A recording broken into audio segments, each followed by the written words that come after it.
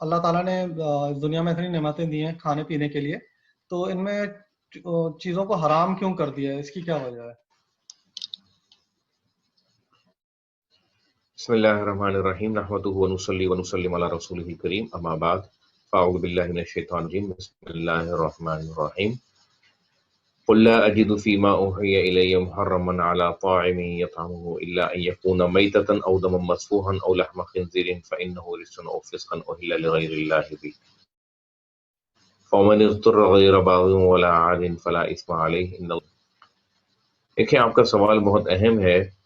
اللہ تعالیٰ نے یہ دنیا جن اصولوں پر بنائی ہے ان اصولوں کو سامنے رکھتے ہوئے ہمیں یہ بات سمجھ میں آتی ہے کہ ہم اس دنیا میں ایک امتحان کے لیے آئے ہیں، اور وہ یہ دیکھنا چاہتا ہے کہ لیبلوکم ایکم احسن عملا الذی خلق الموت والحیات لیبلوکم ایکم احسن عملا، کہ جس نے موت اور زندگی کو پیدا کیا تاکہ وہ دیکھے تو میں سے کون بہترین عمل کر کے آتا ہے۔ تو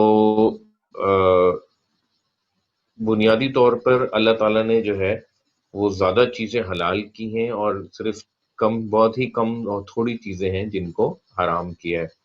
اصولی طور پر اللہ تعالیٰ نے یہ بیان کر دیا ہے کہ ہم نے پاکیزہ چیزوں کو حلال کیا ہے، اور جو خبائث تھی ان کو حرام کیا ہے۔ یعنی انسانی عقل جن کے بارے میں فیصلہ کرنے میں کنفیوژن کا شکار ہو سکتی تھی، تو اس کے بارے میں وضاحت کر دی ہے۔ اور عام طور پہ ہر معاشرے میں انسان جو ہے وہ خبائث سے بچتا آیا ہے۔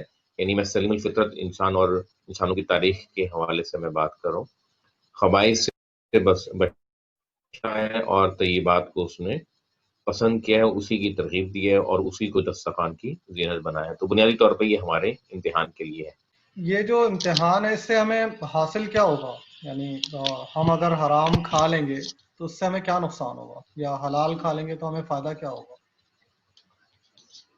دیکھیں اللہ تعالیٰ جو ہے وہ یہ چاہتا ہے کہ جس طرح ہمارے نفس کا تزکیہ کرے، بالکل اسی طرح وہ یہ بھی چاہتا ہے کہ ہمارے جو یعنی باطن کے تزکیے کے ساتھ ساتھ ہماری جو غذا ہے وہ بھی حلال اور طیب ہو۔ تو ظاہر بات ہے انسان جو کھاتا ہے اس کے اثرات اس کی زندگی پر، اس کے اخلاق پر مرتب ہوتے ہیں اس کے۔ تو ظاہر بات ہے کہ ہم ایک اچھی چیز کھائیں گے، طیب چیز کھائیں گے، تو ہمارے جسم کا وہ جز بنے گا، ہمارے جسم کا وہ پارٹ بنے گا، اور پھر وہ طبیعت جو ہے وہ اچھائیوں کی طرف، نیکیوں کی طرف جو ہے وہ راغب ہوگی۔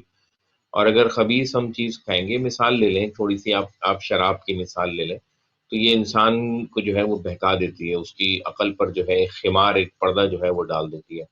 تو یہ اسی لیے ہے کہ انسان جو ہے وہ طیبات کی طرف رہے اور اپنے ظاہر کے ساتھ ساتھ اپنے باطن کو بھی پاکیزہ رکھ سکے۔ تو ہم دیکھتے ہیں کہ بہت سارے ممالک کے اندر جو ہے شراب پی کر گاڑی چلانے پر پابندی ہے، شراب پی کر گھر سے باہر نکلنے پر پابندی ہے، یا اس طرح کی مختلف چیزوں کی پابندیاں ہیں۔ تو اس کا مطلب ہے کہ آج کی جو سوسائٹی ہے، جو سویلائزیشن ہے، وہ بھی اس کو ایکسیپٹ کرتی ہے کہ کچھ چیزیں طیبات ہیں اور کچھ چیزیں جو ہیں وہ خبائث ہیں۔